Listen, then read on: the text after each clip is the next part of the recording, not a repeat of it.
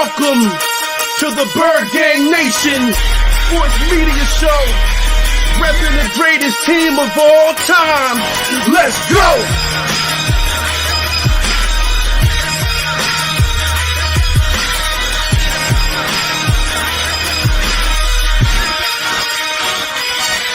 Bird Gang 31, he be the host with the most. We going deep, burning teams. They ain't nothing but toast. It's in your rest there. Sirianni put me in coach, running like Miles Sanders till I bump my head on the post.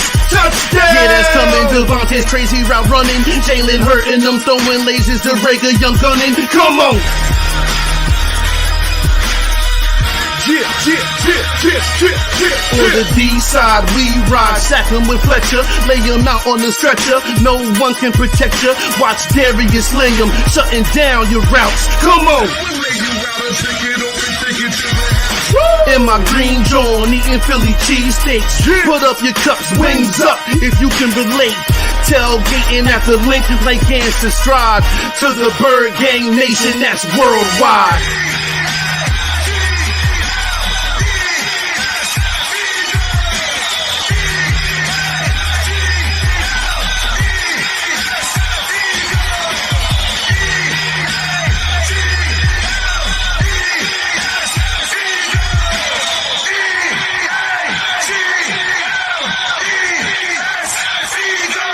On Sundays, catch the pre and post game.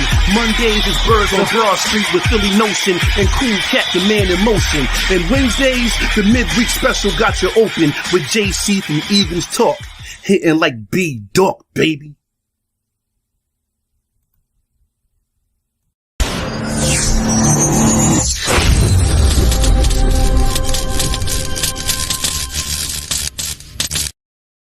Welcome to another edition of Bird Gang Nation Sports Talk.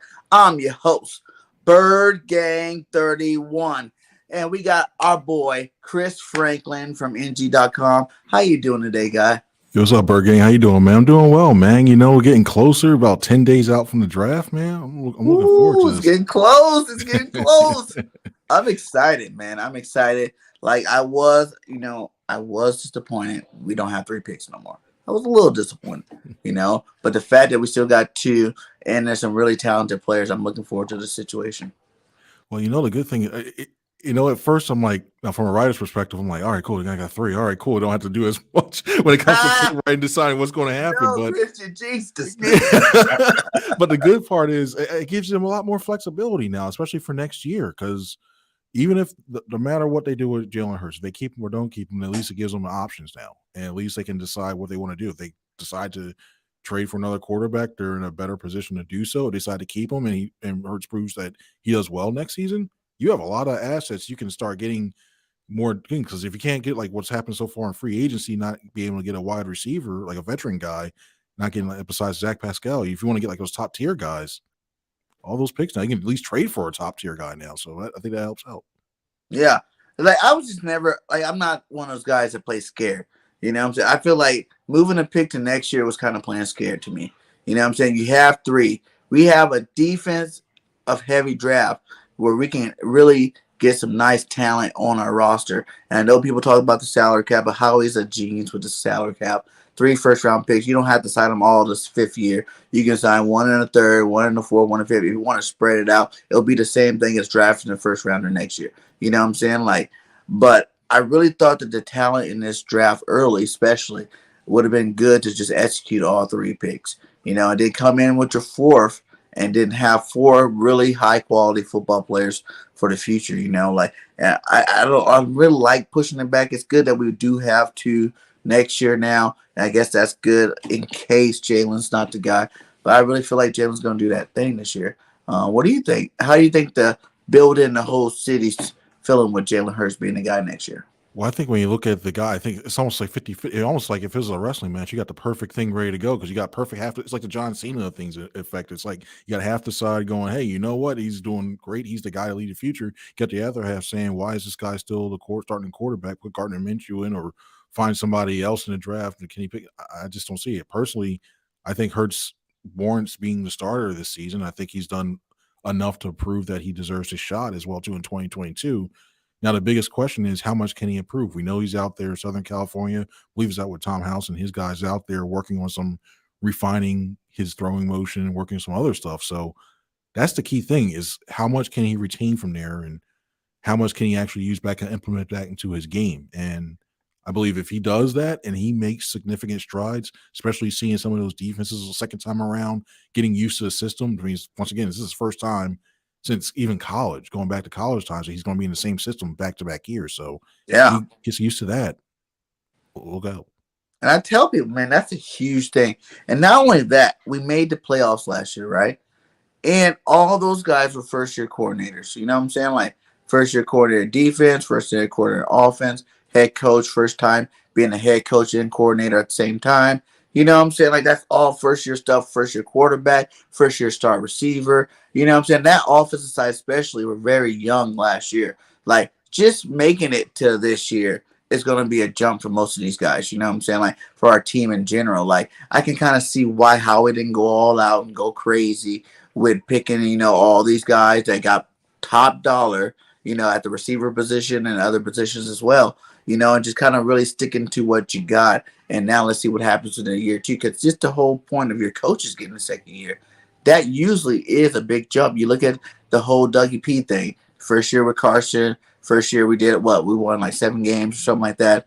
Next year, Super Bowl. You know what I'm saying? I'm not saying that's what's going to happen this year, but that is a transition that people don't really look at. When you got a team that made the playoffs last year, now they hit that offseason. We added guys too. Like, how do you think about the additions? You know, the Son Reddicks, the Whites, the Pascals. How do you feel about these guys? Well, I'll start the defensive side, and I think we're starting to see a little bit what Jonathan Gannon really truly likes to do. I think when you look at Hassan Reddick, the Eagles needed a pass rush. I mean, you're finishing next to last in sacks last year with 29. And when you look at what Reddick brings, he brings that speed on the outside, he brings that pass rush ability, but he still has the ability to drop back into coverage. You look at, and he's undersized a little bit. I mean, compared to some of the so-called like bigger edge rushers, you look at that, he's a little bit on the undersized stuff. You look at Kaiser White, very athletic, he's projected right now. I got him as like the weak side linebacker. Guy can move around, can cover tight ends, can do that aspect. A little undersized. I think you're going to see a lot more flexibility when it comes to fronts, because if you have that same alignment, you can pretty much go 3-4. You can go 4-3 with these looks. I wouldn't be surprised they ran a couple 5-1, given like some of these looks on there as well too. They ran for 5-2 last year, and I think that's going to be. I remember hearing somebody talk about how Avery was that 5-2 linebacker, and now that Avery's gone, it was kind of like a rotational little thing they rotated in every now and then. But with a guy like Hassan Reddick, you can play that majority of your time. Yeah, and for me, 5-2 to me was like always like, okay, you look at it's basically a 3-4, but you got the two guys rolled up like playing like you're just staying here and watch a run. Cool. Yeah, I got flashbacks to high school game at 5-2. Sorry. Right. In the end. But I think overall, I think what Gannon wants to do is not only put enough pressure on the quarterback and basically force him to hold the ball an extra second longer. I think he wants to try to find a little bit more. I think he really wants to get one more cornerback, maybe 2 cornerback, one more veteran outside guy, because right now you don't have anybody but Zach McPherson looking like your starter, to at least slow down those receivers on the quick routes, because what teams were able to do last year, 3-step drop, get the ball quick, you elude the pass rush, you still get about 5, 6, 10 yards sometimes on per pass. So I think that's where you're looking at when it comes to more flexibility defensively. But what about with those guys we picked up at the end of the season? You know, we picked up like 3 cornerbacks. Like, are there any rumbles about these guys being possible candidates to, take that number 2 spot, or do you think it just needs to be drafted? I think when you like now, I think the only guys I think you would truly see get a true shot at that outside cornerback, you're going to see if they don't get one in the draft, which I just can't see that happen. I think they get at least 1, maybe 2. But I think overall, if you look at the guys right now, I think Zach McPherson, the 4th round pick from the draft, Tay Gowan, who they got in the Zach Ertz deal, I can see them giving a shot because he's used to playing on the outside corner. He's got the speed, physical attributes to play that a little bit bigger than some of the other guys. When you look at like Kerry Vincent or Mac McCain, I don't foresee them being that guys. I think I see them more like special teams guys or practice squad guys in the long term. So I wouldn't be surprised. You look at guys like Trent McDuffie, if maybe they try to trade up and get Derek Stingley or Gardner, but somehow I think Gardner goes 4th to the Jets. I see that happening, but I wouldn't be surprised if you see like late 1st round and 2nd round, you see one of those corners taken there. Yeah, I wouldn't mind either one of them. Like I said, I'm Trent, Stingley, McDuffie, obviously Gardner. But then there's still Elam. I like Elam. I like Booth. I think those are two good quality cornerbacks as well to add to the team. And I'm happy we don't have Nelson anymore. I'd rather draft a cornerback and let's get younger there. Because you got big play Slade. He got like 2-3 more years left in him. And after that, you're gonna have to replace him. So might as well start that process now and get a first round cornerback this year. So yeah, man. How do you think about Pascal and this whole receiver situation? Like everybody was mad that we didn't go out and pay the big money for one of these receivers. I know there's still rumblings about trades maybe for a Debo, DK. What do you think the situation is going to happen with the receiver situation?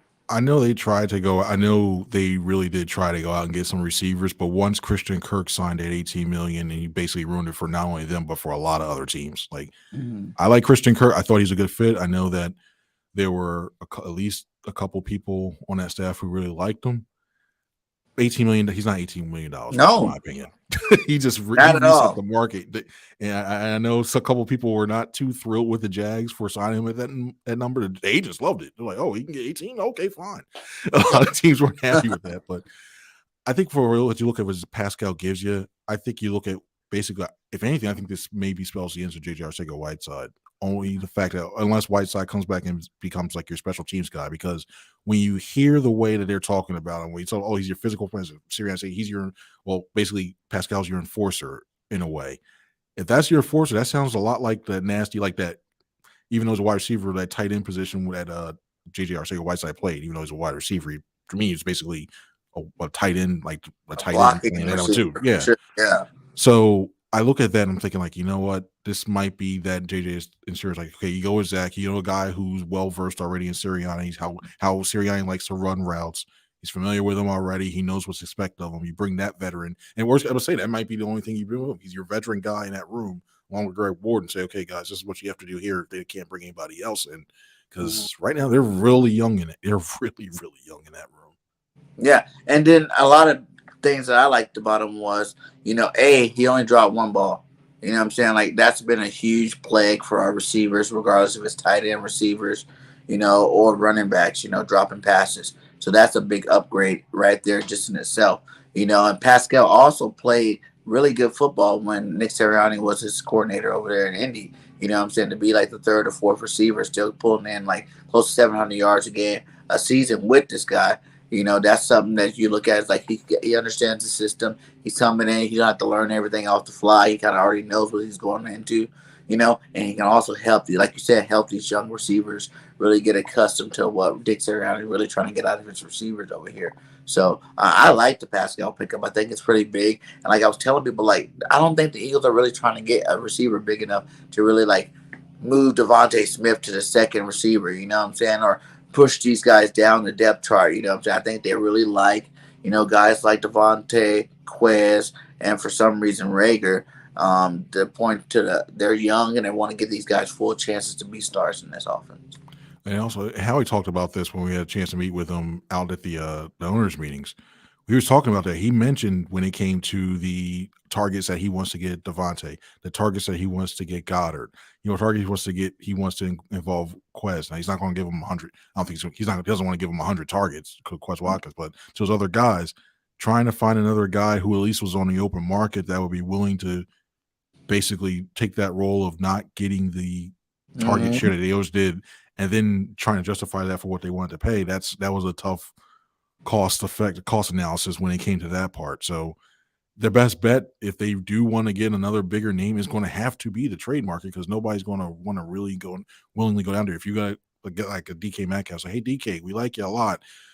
Yeah, we want to give you about 100 targets as well too, but you're going to have to fight with these guys as well too, because we want to keep developing. Oh yeah, we know you're in your final year of contract. Stuff like that. It's going to be tough because he's going to want $25 million. He's going to want $25 million. And I think that's a huge thing people don't realize. Like, I believe Howie is going to these guys trying to get them, but he's like, hey, dude, you're going to be like my second, third receiver. I need to get Devontae Smith the ball this year. So will you take a lower amount to just be a role player here in this offense? And I don't think, why would you? You know what I'm saying? Christian Kirk's like, oh, I got the Jags for $40 million. Like, I'm good. I'm going to go over there and be a star if I can be one.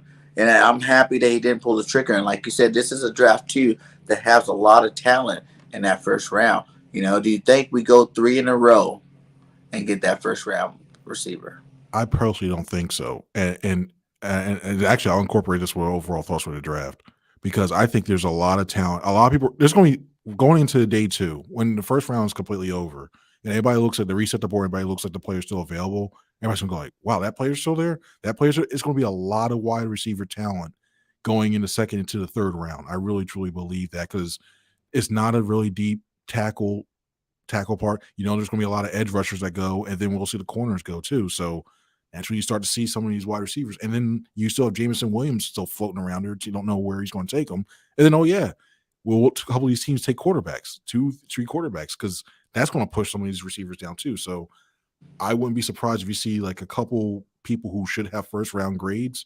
They'll be available on day 2, and who knows? Maybe the Eagles have 3 5th-round picks and they have an extra third. Do they move up? I think you can use one of the 5th-round picks to move up a couple spots. They want to grab one thing. A guy like George Pickens, a guy like Sky Moore. A lot of those guys you'll see available, and they're going to be there for the taking. So I think I don't think they have to do that. I look at defensive line and cornerback. Devin Lloyd, I personally would be intrigued to get him, but even knowing this team in the first round linebackers, that happen. But defensive line and cornerback would be definitely the 2 spots I look over in the first round. And the defensive line part for me is just like you just signed a Riddick. That's basically like a defensive lineman. He's basically even in that 5-2 scheme, he's the outside. He's an outside guy. You just re-signed Sweat. BG's back. You know what I'm saying? Like you kept Barnett. I feel like that pass rush situation is kind of, you kind of got all your guys there to where you have enough flexibility to go ahead and attack a linebacker, attack a receiver, a cornerback, one of those situations. I feel like 2 of those, either cornerback, receiver, or linebacker, are going to get drafted in that first round, and maybe the other one to get drafted in that second. And like you said, with these extra picks, we got 2/3. Why not package those together and move back into the top of into the second round and have 2 seconds too? That'd be just like almost having, 3 first-round picks. See, when I look at edge, I see BG. We don't know how much. I know he's been working hard. I know he's been working at getting back killed. How soon will he be back and be to the Brandon Graham that we've known and seen a little bit well too? I wouldn't be surprised if he does it, but you still got to work your way into. You don't want to rush it too fast. And that Derek Barnett deal was essentially like a 1-year deal. I wouldn't be surprised if after the first year it's like, okay, Derek, thank you, the future endeavor him, and he's going on his way again too. So I look at that. Sweat's fine. I have no problem with Sweat. And like you're like Hassan Reddick on the edge as well too. I have no problem with that. I still think they need at least 1, maybe 2 edge rushers. They still have Teron Jackson, who they still Jackson. Really too. I know linebacker Johnson actually played some in last year. And then you still got Milton Williams. Who knows if Toi Pulopu, whatever his name is from USC, would get some reps this year. I had really, really high hopes for him, especially when he said he felt some like the USC system he was in. He said, like, you know what, it's really like what they played last year. I wouldn't be surprised Jordan Davis is the Eagles pick. I really would not be, because you got Fletcher Cox. He's on a 1-year deal. He's a guy who's 341, 6'6", and he can still move around crazy like that. Yeah. You pair him with Hargrave, or you pair him with Williams in the future, like a combination of those 3. I think you got your middle of your lineup, the middle of the line right there for you got a good young core from there on out. Yeah, I think that's why I had him mocked a couple of times. It's like Jordan Davis is a solid pick. I really think this is Fletcher's last year. You got Hargraves, who could be that guy if he produces like he did last year, maybe a little bit better. You probably resign that guy because he's still fairly young. You know what I'm saying? He could be your dominant DT. Plus Milton Williams, depending on his development from year 1 to year 2, how good is he going to get? But you also play him out at end too. So it's like one of them situations where it's like, a guy like Jordan Davis would definitely fit the role, come in and replace Fletcher just like that. You know what I'm saying? Like, I think he'll be a plug and play type guy to come in here and help out. And then his first year while Fletcher's still here, who knows? If he does good enough in practice, you can trade Fletcher around the trading deadline, and then, you get some more capital for next year. I think that he's another guy like the Deontay Wyatt one, the stuff coming out about him. Ooh. People talking about he may not even be taking the first round, especially with some of his past, the domestic violence past, the alleged stuff. So He's falling down on a lot of people's boards. I don't know if he goes down, but this is also I call this landmine season. So all this stuff that starts coming out now, it's like, oh well, this one here, yeah, that too. But Jermaine Johnson's another guy I could see the Eagles taking as well too. I think he fits that edge mold very well. I mean, I like the way he comes off. He gets that. I hate using sculpture. Can't believe I'm using it. But that bend, that speed coming around the edge, I think he's pretty disruptive as well too. The only guy I'm pretty much looking on the board. I'm like, please, like, I just look and I'm like, I just don't get it when it comes to the Eagles at 15 is Carl Loftus. I think he's not. I think he doesn't translate that well to what the Eagles are trying to do with their defensive scheme, just to what it appears like from the outside. And he's more of a power rusher. Like he wants to go on the inside and get somebody's tackles pass, try to push them backwards and try to be aggressive that way. When you look at the quickness of some of these other guys compared to him, I'm just not seeing it there. So, but do you think Howie would just say, forget it, not get the pass rush in the first round, and try to move back in and get Ojobu in a second? Or drop him? If he goes, I think he goes in the high second. I think that's one of the things where if Johnson, Davis, if all the top one goes and Karlaftis is sitting there at 15, and even then maybe that's where you start to look at, you get Davis there, and then if like 18, they can't really see anybody, then they may go Lloyd or something like that. Then you'd have to trade probably one of your third rounders because that's going to be Prime's thing to move up in the second round and get Ojabu. I just think he's going by the top of the second. I wouldn't be surprised if one of those teams in the late first round say, hey, you know what, just redshirt him for a year, take him. He's that good of a talent. He's that good of a speed. Maybe a team like Kansas City, they got 2 first round picks there at the end. You put him in there. You put him to use one of those 2. Send him down. Say, hey, just get right. We'll make sure you get ready for next year. And you got yourself a top 12 talent all the way down like in the 30s. So, I think who's your top 3 linebackers? I like Lloyd 1, Dean obviously 2, and then for 3, I'm not really. I'm going with those 2 because I look at the 3. You like Harris? I think Christian Harris could be a first round linebacker. I'm not that high on. I just see there's some things that I think he gets caught up. He gets washed into some of these blocks a little bit as well too. I think when he lets, I know you say that a lot when it comes to any defensive player, but I see with him a lot more. I see him getting like he's allowing offensive linemen to get inside him more in those zone running games. And once you get that guy, like I know he's got a lot of talent, he can do a lot of stuff coverage. When he gets inside, you're done. I just see that a little bit too more times, especially when it came to some of the better linemen. And then as you try to project that over to the future in the NFL things, I just see that he's getting washed in a little bit more often than what happens there. I think he's one of those guys that you see like he'll be around the league for 7-8 years and he's solid, but for where you're taking him, you thought you would have gotten a lot more out of him. But I think with Lloyd you can do so much with. I see a guy who, with his safety background, a guy who can not only drop back into coverage, especially we all know how much the Eagles used that Tampa 2 look last year. You can put him or Kaiser White to be on the outside and as a middle linebacker, drop him in coverage. You can start to disguise him. He's got the athletic ability to disguise. You put him on one side of the field, he runs over to the zone somewhere else, and he can rush off the edge as well too. I think he gives you a lot of stuff. And Dean, I just see his instincts. And I know a lot of people are going, well, oh, look at his height. Well, look at his everything else. When a linebacker, your instincts are your best friend. So I think that's for 2. Everything else, I'd rather go free agency or just wait something else. I'm not that thrilled on the linebacker, the pure linebacker positions, not like the edge outside guys. Okay.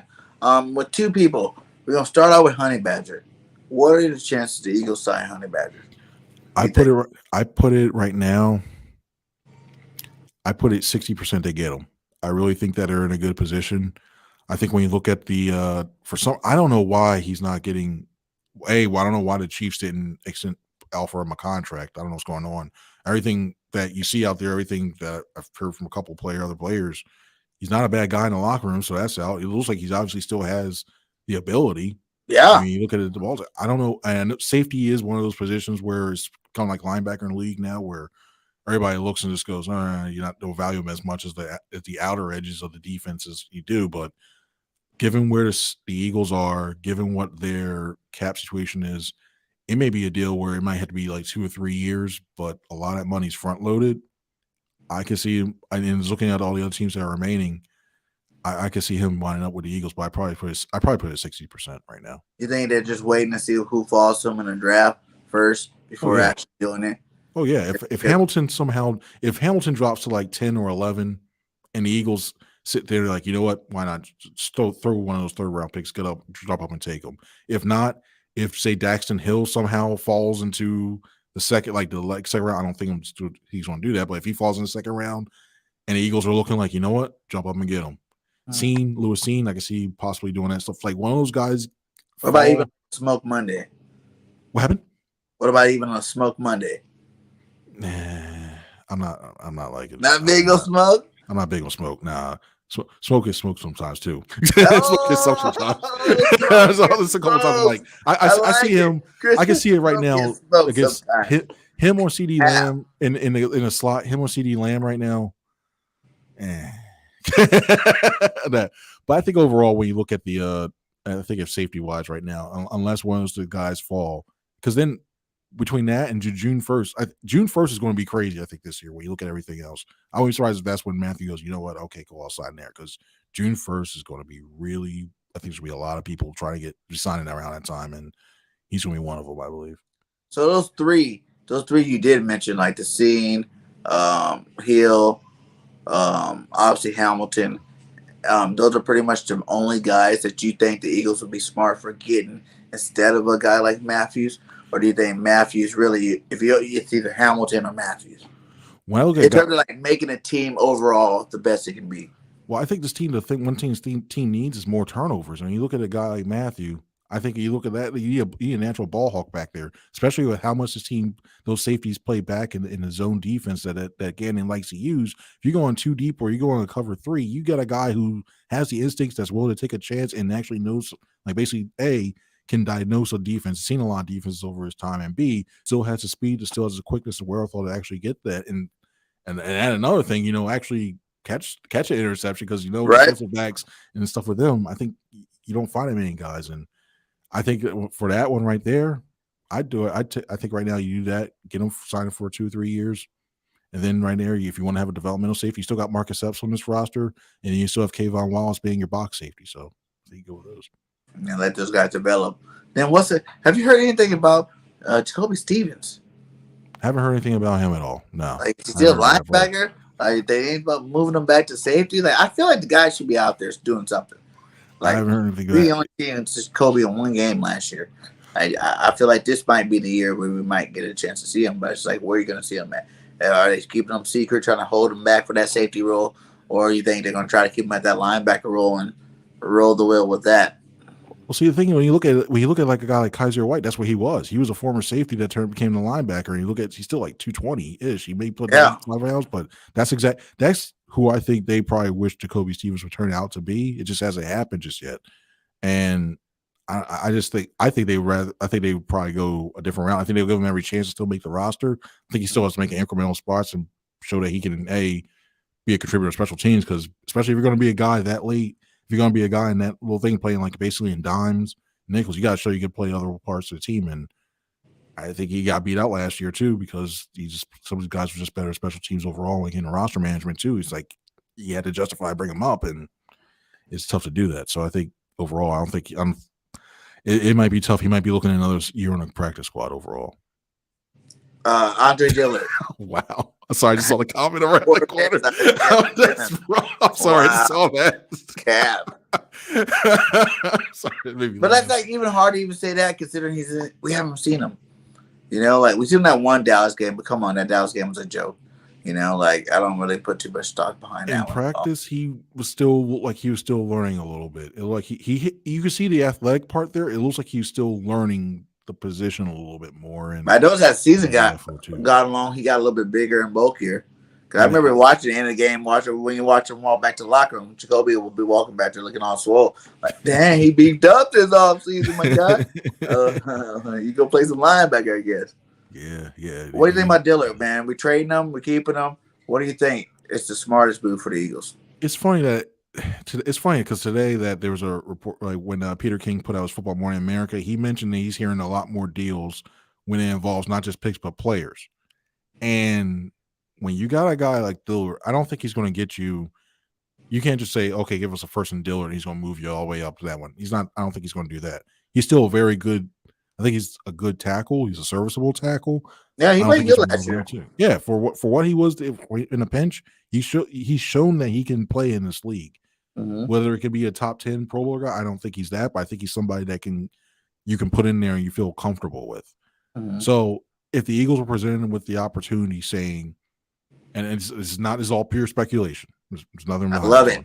Give me the pure speculation. But if say the Eagles were looking to move up to say to 9, and you had your first round pick, instead of normally that would take about probably a first round pick, probably 2/3, or maybe a pick in the next year, like a second round pick the following year. But if you were able to go ahead and see it, just talk to the Seahawks and you go, you know what? Let me give you a first round pick, a third round pick to 80, I think it's 83rd or something like that, and we'll throw you Dillard. I think Dillard has enough value.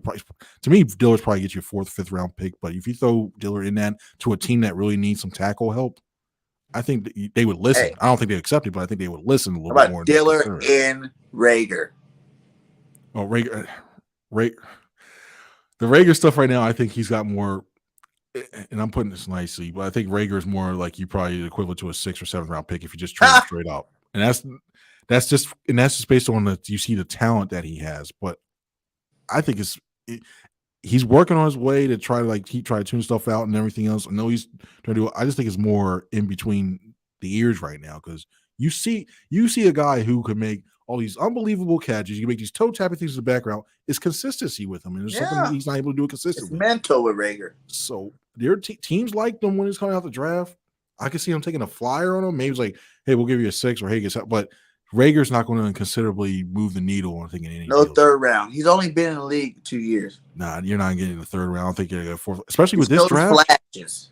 You'll watch a lot of general managers. They're going to hold on to 3rd round and 4th round, 2nd, 3rd, and 4th round picks tighter than ever this year compared to last year. And Rager's not going to prime around and go, hey, you know what, Jalen? Yeah, no. We can get him here. You know what I'm saying? And change his mindset because it's really a mental thing. I feel like there might be a GM that might think, okay, all we got to just get him out of that environment, get him in a new environment, you get the gameplay out of him.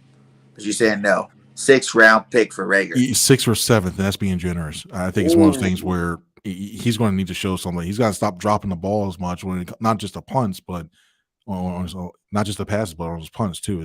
It's going to be rough for him. I'll put it that way to try to get a 6th or 7th round, try to get 6th, 7th or a higher pick for him. All right. I know you got to get out of here, but let me get 2 more. Miles Sanders, does he prove to the world that he is a legit running back this year? And should the Eagles really think about re-signing this guy? Or are you thinking about the Eagles might just let him walk after the end of this year, regardless of what he does?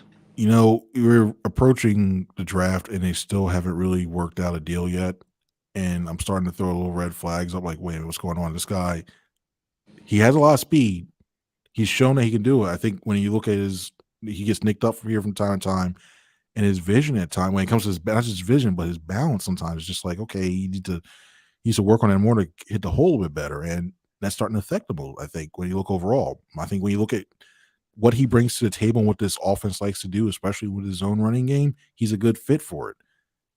I don't know. I think he's going to prove this. I wouldn't be surprised, honestly, if, like, say, the 4th or 5th, they take a guy, take a run at it. Like, I think Bryce Hall's going to be going by then, but if Kenneth Walker's on the board, if Pierre Strong, I know he's smaller. Oh, they're talking about the running backs are going to go late this year. What? Kenneth Walker should not be making it past the 2nd round. Running backs are just, I don't know what it is, but a couple people I've talked about say 4th round for a lot of these top tier guys. That means you'll still be able to get a nice one in like the 6 or 7 because that's why everybody's going to hold on to all these day 2 picks because they really think Spiller. I think Breece Hall. Somebody's going to take a flyer on him. I think I feel like Breece just came out of nowhere. I feel like it was all Walker for this whole up to draft thing. Now all of a sudden, the last couple of weeks has really been Bryce Hall and Dan Walker. I watched some Walker highlights. Man, that guy's a stud, a straight stud. And the knock on Walker is when it comes to his consistency, when it comes to catching the ball on those routes, because he can catch a screen pass. He's got no problem with it. When it comes to his route running or like running a wheel route stuff, that's where people have some worries about him. So that's what's hampering. We got Gainwell for that. What happened? We got Gainwell for that. Yeah, you got Gainwell for that. And then I wonder how they're going to use him this year because is he going to get more run this way? And that's another thing I think applies to the whole Miles Sanders thing because now I know you got Boston Scott still there. You got him coming back. I think Jordan Howard could be another practice squad. No, I don't want it. Done. We need to. I think that's what they feel comfortable with him. I didn't say he's going to Why? get the The red for it. dude missed like 6 games back to back with a stinger in the shoulder. Like, why Here's, you still want the guy? Like, here's the problem. When you look at the pass blocking of these guys, Sanders has gotten better, but Jordan Howard was your best pass blocking running back that they had on the squad. And I think also when you look at just the guys who act like big brother guys who were the veterans in that room, you don't have, that's another reason why they love him as well too. Guys would go to him, they would ask him like, would they give him advice on stuff like that, and he point out in the meeting rooms like, okay, this is what you look for when you come to blitz here. This is what you should look for. And this guy, he was really influential when it come to helping. He made Miles Sanders. He was a big reason. One of the big reasons why Miles Sanders got better in pass blocking. He really was. And he felt Miles Sanders feels comfortable with him as well, too, around him, helping him out that way. So that's why I think when you look at him, I'm not saying he's going to get on a main roster. He's not going to make the 53, but I can see him being one of the guys that's on that practice squad. Like, it's just dude, like, they need a big thumper though. They not the way this offense goes. I think they do. And that's why I wouldn't be surprised they got a guy in the round like that for. I think they do, because when you look at short yardage situation, I know this offensive line is really good, but when you got like 8-9 guys blocking on a third, 1, 4th and 1, you got 8-9 guys in the box, and you're looking like, okay, who's going to be the guy to get straight line? Right now, I probably say your best bet's either Boston Scott or Kenny Gainwell. I think when you're just looking straight ahead and not dancing around, straight ahead, foot in the ground, halfback dive, like wham, whatever you want. That's what I thought they'd do. That choose between Boston and Howard, and they already chose Boston. Yeah, I think unless they'll only bring up Howard in case there's emergencies, but I think they like him enough to keep him on that practice squad. That'd be crazy. And then my last one for you here is Jalen Hurts, man. Do you think he could take that year 2 jump that everybody want him to? I feel like people are kind of putting too much on, they put too much on him for last year. You know what I'm saying? Like what they expected from him last year that he didn't. That's normal stuff. Most quarterbacks take a lot of time to develop in, but now going into, like we said, first time ever, second year in the same system. You know what I'm saying? You got an offseason, you work with some of the greats, you're out there busting out routes for receivers and whatnot, you know what I'm saying, to get it down. Do you think Jalen could take that reins this year and become the Eagles quarterback where you don't have a shadow of a doubt, or do you think that Jalen Hurts is going to always have that 50-50 split with the Eagles community, like, oh, some of them want him, some of them don't want him? That one of those types of careers. I think it's going to be one of those things where he takes the next step, and then people are still going to wonder if he's that one, because I think he could really. It's funny because when you start to look, unless you're like Russell Wilson, unless you have the moniker of being a first-round pick, everybody starts to question you no matter what. Like, oh, why did they take you early on? And I think that's what we're seeing going on with that one, because I think when you look at Jalen Hurts, and I look at he improved overall when you just look at from a technical aspect. His footwork got a lot better than when he originally came in the ring, and that became with the work. His arm placement got a lot better. Example too. He stopped putting so much air on the ball on those deep balls, and then started to see a little bit better. There's little things that he's starting to improve. He improved on as the year went on, both years, as his time in Philadelphia continued to go on. So I think that, and I mentioned earlier when it comes to system, verbiage is key. Because a lot of times when you're starting to thinking, like when you hear, imagine like learning like 6 different languages every year, like okay, you did learn, and then finally like, wow, I get to use the same one, say the same thing, and over that. Huh. All right, cool. It becomes second nature. And now that you've worked with these guys well too, you've worked with all these receivers, you got a better feel for, hey, if you see that corner shading around this side, I know I'm coming to the inside. You get more familiarity with your receivers. All of that starts to go around. You start to feel more comfortable. You almost become second nature. Does he have to learn to read a couple more things like that cover 7 that everybody made big deal about? Yeah. And that comes with experience. That comes with more time seeing more film, getting to see these defense more often too. And because whoever they play in that first game is going to probably show that a couple times to see, like, hey, did you learn it? Did you learn from this? Did you learn this summer? Too. You're going to see them throw that a lot. You're going to see that a lot. So I would love to be Washington. I would love to be Washington. Experienced Devontae Smith, a more experienced Quez, more experienced. All these players become in more experienced. Dallas Goedert hopefully become in, really claim that number 1 tight end spot. I know we gave it to him, but it's like I feel like even his play last year he didn't play like a true number 1, like you want your tight end to play, for being that, big name tight end that can catch everything. He dropped a lot of balls. He left a lot of yards out there on the table. So I think if all these guys make that jump, from year 2 to year 3, if all these guys can make that jump together, it should definitely be a good year for Jalen Hurts. You know what I'm saying? Like, I think he can be an MVP candidate. I don't know if I go that far. I think it could be a top 12. Maybe but isn't he the top 12 right now? Well, if you look at that one, I probably put him around like 14, 15. I probably put him around that range with room to improve and room to grow. I wouldn't put him in that MVP candidate things because I think if for him to be an MVP, I think he has to put up 40 touchdowns. He has to rush for about 1,500 yards. I think he has to. The Eagles have to be at least 12-4 or 13-3. And even though they're going to have an easy schedule when you look at just the records from last year. Yeah, but I think somebody, I forget who said it. Excuse me for not remember who did that, but I think they have the third easiest schedule percentage wise right now, and it's the NFC East. So who knows? But there's still a lot of stuff. I think all that has to happen before he's before he's an MVP. You think I that? Because you don't think like he was close to it this year, like in terms of if he would have had like 26 touchdowns this year instead of 16, if he would have went over the 4,000 mark, but then half close to 1,000 yards rushing plus 10 rushing touchdowns together with it, like that's pretty close right there. You know what Lamar do when he got MVP? He didn't get 4,000 that year. He got MVP, did he? No, I think it was a down year too. I think he went MIP for most improved player. I think everybody will look and go, oh, okay, you did this. You get it that way too. MVP. I'm not saying you're gonna win. I'm just saying a candidate. Even in the talks of it. Even in the talks of it. Somebody might give him a vote. AP guy might give him a third place vote. I think that just go, hey, you know what? Oh, okay. Because you only some of my brethren, and I know this is going on to another sport and basketball stuff. Some of my brethren just like to try to make those. I just feel like some of them try to go, I want to get the outlandish pick, and I want to be seen on that. I can see somebody giving him a third place vote or something like that. I'm about to say a Pro Bowler, not an alternate, but you can say, because look at the NFC Pro Bowl in the NFC, yeah. A Pro Bowler for the NFC this year. Pro Bowl in the NFC, I can see that happen. I can see that having. He has a chance for that because the NFC is just, I don't know what happens to the run. They all went to the AFC. That's what happened. Everybody went AFC, which is crazy. Like the more people sign over, I'm like, why are you guys doing it? Do you not see the AFC being so tough? Like you're gonna have to really play some great football over there. And I feel like the NFC is gonna be like, okay, we got 7 people we can give you. I'm watching that. Kirk Cousins is going to be mentioned. Oh my gosh, look at Kirk Cousins. He's putting up numbers. He should be just because he's in the NFC now. Right. Carson Wentz goes halfway through having oh, look at the resurrection of Carson Wentz. He's doing great. Whoever comes out looks like similar, shows like a pulse. Like they let all these young quarterbacks really like try to really get their feet wet this year in the NFC and like make their mark in the league, sponsoring wise, like fan wise, getting more fans for their teams and whatnot. Because all the good AFC, man, the AFC is super stacked, man.